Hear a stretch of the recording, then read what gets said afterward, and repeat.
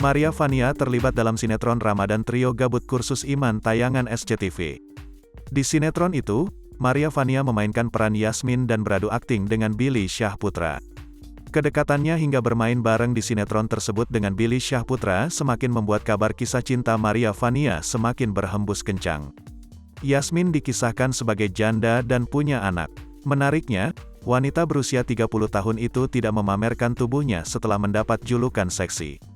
Yasmin ini pakai hijab, kata Maria Vania dalam wawancara virtual, Rabu, tanggal 13 April tahun 2022. Maria Vania harus beradaptasi ketika diminta menggunakan busana tertutup dan berhijab selama menjadi Yasmin. Awalnya bingung, dari bahasa dan gaya bicaranya sampai harus pakai mukena. Tapi selama syuting sih aman, kata Maria Vania.